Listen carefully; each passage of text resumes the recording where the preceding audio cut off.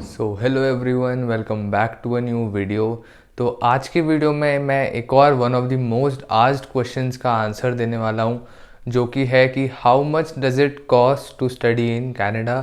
तो अगर आपके मन में भी ये डाउट है कि और आप इंडिया में हो, आप कनाडा पढ़ना चाहते हो, तो सारे खर्चे मैं आज इस वीडियो में कवर करूँगा। मेक श्योर आप ये वीडियो एंड तक ज़रूर देखो और आपको इस वीडियो के एंड में काफ़ी अच्छा अंदाज़ा हो जाएगा कि कितने पैसे आपको लगेंगे in order to study in Canada. तो सबसे पहला खर्चा जो होता है वो होता है आइल्स के एग्ज़ाम का खर्चा।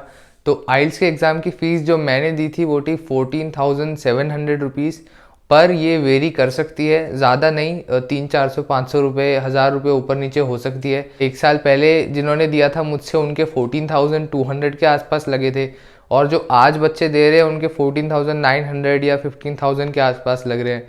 तो ये रेट वेरी कर सकता है, बट मैंने जो आइल्स दिया था उसमें लगे थे मेरे 14,700।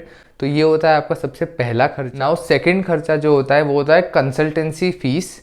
तो मैं आपको एक बहुत क्लियर बात बता देता हूँ कि अगर आप कॉलेजेस के लिए, आपको किसी कंसल्टेंट को पैसे देने की ज़रूरत नहीं है, क्योंकि कॉलेजेस क्या करते हैं, पर एडमिशन कंसल्टेंट्स को कमीशन देते हैं। तो उस कंसल्टेंट को कॉलेज से पैसे मिलेंगे, उसको आपसे पैसे नहीं लेने चाहिए। और कोई कंसल्टेंट आपसे पैसे ले रहा है तो उस कंसल्टेंट को छोड़ दो। लेकिन यहाँ बात आती है अब यूनिवर्सिटीज़ की। तो हाँ, यूनिवर्सिटीज़ जो होती है वो कमीशन नहीं देती है किसी कंसल्टेंट को। प्लस यूनिवर्सिटी का जो प्रोसेस होता है वो थोड़ा कॉम्प्लिकेट होता है। 6,000 से 8,000 तक कंसल्टेंसी चार्जेस ले सकते हैं, बट इससे ज़्यादा मत देना। बहुत बच्चों का सुना था वो 30,000 देते हैं कंसल्टेंट्स को यूनिवर्सिटीज़ के लिए, तो ऐसी चीज़ें मत करना। नाउ जो नेक्स्ट खर्चा होता है वो होता है आपकी एप्लीकेशन फ़ीस का।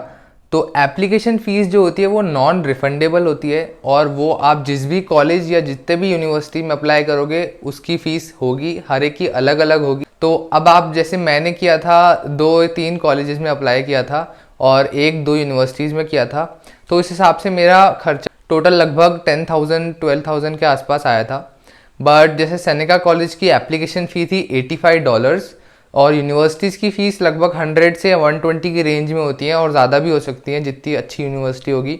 तो आप जितनी ज़्यादा यूनिवर्सिटी और कॉलेज में अप्लाई करोगे, आपकी एप्लीकेशन फ़ी उतनी बढ़ती जाएगी। फोर्थ खर्चा जो होगा वो आपका होगा सीट बुकिंग फ़ीस।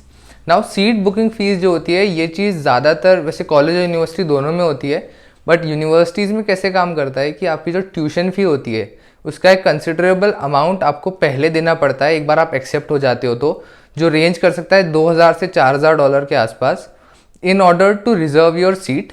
कॉलेजेस में, मेरे केस में सेनेका कॉलेज में क्या था कि मुझे मेरे पूरे फर्स्ट सेमेस्टर की फ़ीस देनी थी in order to reserve my seat. Next खर्चा जो होगा वो होगा आपका GIC का खर्चा। नाउ GIC जो होती है वो $10,200 के आसपास होती है। $200 जो होती है वो होती है प्रोसेसिंग चार्जेस। नाउ मेरा जो, जैसे मैंने 10,200 का चेक लिखा था, तो मेरा जो GIC अकाउंट जो स्कॉशिया बैंक में मैंने ओपन किया, उसमें फाइनल सब प्रोसेसिंग चार्ज कटने के बाद $10,006 मेरे GIC अकाउंट में आ गए हैं। मतलब 10,000 से ऊपर होना चाहिए, 10,000 से नीचे होगा तो आपका दोबारा से आपको एक ट्रांजैक्शन करना पड़ेगा इंटरनेशनल। तो हमेशा मेक श्योर करो कि आप $10,000 से ऊपर का ही ट्रांजैक्शन करो, ताकि आपका जो एंड में GIC अकाउंट में पैसे जाए वो $10,000 से ज़्यादा ही जाए। नाउ नेक्स्ट जो आपका खर्चा होगा वो होगा आपका मेडिकल का खर्चा। तो मेडिकल हर स्टेट में अलग रेट का होता है। मैंने अहमदाबाद में KD हॉस्पिटल से कराया था, तो वहाँ पे कनाडा पैकेज उन्होंने अलग से बनाया हुआ है, तो उसकी कॉस्ट मुझे पड़ी थी 5,900 रुपीज़। तो आप प्लस माइनस 1,000 ही होगी अगर आप कहीं और कराओगे, इससे ज़्यादा वेरी नहीं करेगा। तो ये हो जाएगा आपका मेडिकल का खर्चा।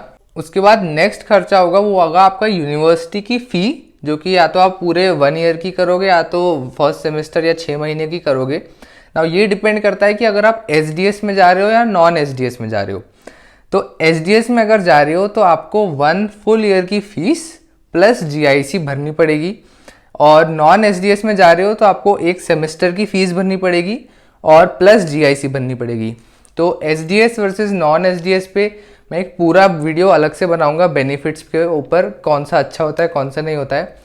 नाउ नेक्स्ट फी आती है वो होती है आपकी बायोमेट्रिक्स की फ़ीस। नाउ बायोमेट्रिक की जो फ़ीस होती है वो आप IRCC की वेबसाइट पे ही पे करते हो जब आप अपना वीज़ा फाइल कर रहे होते हो। नाउ इसकी जो कॉस्ट होती है वो मुझे पड़ी थी 14,930 रुपीज़। नाउ ये होती है आपकी बायोमेट्रिक्स की फ़ीस। तब वो आपसे दो चीज़ें पूछेगा, या तो आपको प्रीमियम सर्विस लेनी है या तो नॉन प्रीमियम सर्विस लेनी है। नॉन प्रीमियम सर्विस ले रहे हो तो आपसे कोई खर्चा नहीं लेगा, एक पैसा नहीं लेगा। लेकिन अगर आप प्रीमियम सर्विस ले रहे हो तो वो आपसे लेगा 3050, और ये वो 3050 14,930 के ऊपर होंगे तो आपको अलग से देने पड़ेंगे। नाउ इसके क्या बेनिफिट्स होते हैं प्रीमियम वर्सेस नॉन प्रीमियम, इस पे भी मैं एक नया वीडियो बना दूंगा अलग से, तो आप वो वीडियो के लिए मेक श्योर चैनल को सब्सक्राइब जरूर कर लो। नाउ नेक्स्ट खर्चा जो होता है वो होता है आपका पासपोर्ट स्टैंपिंग का खर्चा। तो हाँ, आपको जब पासपोर्ट पीपीआर आपका आ जाता है तब आपको पे करना होता है कोरियर के लिए। तो मेरे फ्रेंड्स जिनका ऑलरेडी आ चुका था पीपीआर, तो उन्होंने जो पे किया था वो मैं बता देता हूँ। उन्होंने पे किया था 1000 रुपीज़ के आसपास। अब मान लो 900 से 1000 रुपये के करीब आपको देने पड़ेंगे पासपोर्ट स्टैंपिंग के लिए कोरियर की। नाउ 10वां और जो फाइनल खर्चा होगा वो होगा आपका जेरोक्स का खर्चा। नाउ जेरोक्स आपको करवाना पड़ता है, आपके जितने भी ओरिजिनल डॉक्यूमेंट्स होते हैं आपको उन सबकी कलर्ड फोटोकॉपीज करवानी पड़ती है। फिर कलर्ड का भी एक और कॉपी करानी पड़ती है जिनको आप नोटराइज कराते हो। तो इसका खर्चा आपको कहीं से भी 800 से लेकर 1000 रुपये तक हो जाएगा, और ये खर्चा भी जोड़ना क्योंकि ये खर्चा लगता है। नाउ इसमें मैंने शॉपिंग, फ्लाइट बुकिंग और बैग्स वगैरह के कॉस्ट नहीं जोड़े हैं, वो सब इंसान के अलग अलग होते हैं, अलग अलग हिसाब से होते हैं।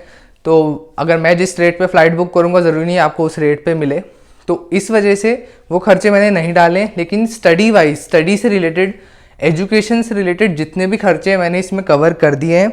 नाउ आप में से बहुत कम बच्चे होंगे जो एक्चुअल में कैलकुलेटर लेके साथ साथ कैलकुलेट कर रहे होंगे, तो मैं आपके लिए कैलकुलेट करके अब बता देता हूँ।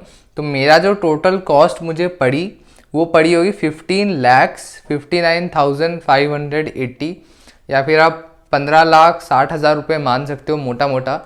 तो ये खर्चा मैं क्योंकि कॉलेज में जा रहा हूँ और मैंने एचडीएस के थ्रू गया हूँ, पूरे साल की फ़ीस पे करी है, और मैं प्रीमियम सर्विस भी लूँगा, तो उन सब कॉस्ट को मैंने जोड़ के बताया है। तो अगर आप कॉलेजेस में जा रहे हो तो आपका टोटल खर्चा 15.5 लाख से 16 लाख के आसपास होगा। यूनिवर्सिटीज़ में जा रहे हो तो डिपेंड करेगा कि यूनिवर्सिटी कॉस्ट कितनी है। अगर आप यूनिवर्सिटी ऑफ टोरंटो और बहुत महंगी यूनिवर्सिटीज़ में जा रहे हो तो उसमें तो $50,000-60,000 पर ईयर की फ़ीस होती है। बट अगर आप नॉर्मल अच्छी यूनिवर्सिटी में जा रहे हो तो आपका जो खर्चा होगा वो होगा 20 से लेके 22 लाख रुपए के आसपास। तो ये था आज का वीडियो, और इसमें मैंने सारे खर्चे कवर कर दिए हैं। कुछ मिस कर दिया हो मैंने तो आप कमेंट सेक्शन में ज़रूर बताना, जितना हो सका उतना कवर किया है। तो मेक श्योर कि आप लाइक करो इस वीडियो को, शेयर ज़रूर करो, और डिस्क्रिप्शन में मैं अच्छे से दे दूंगा सारी चीज़ें लिख के, तो आप वहाँ से भी एक बार टैली कर सकते हो। और आगे भी ऐसी वीडियोस आते रहेंगे, तो make sure to subscribe to the channel as well. और मिलते हैं आपसे नेक्स्ट वीडियो में, तब तक के लिए bye bye and stay safe.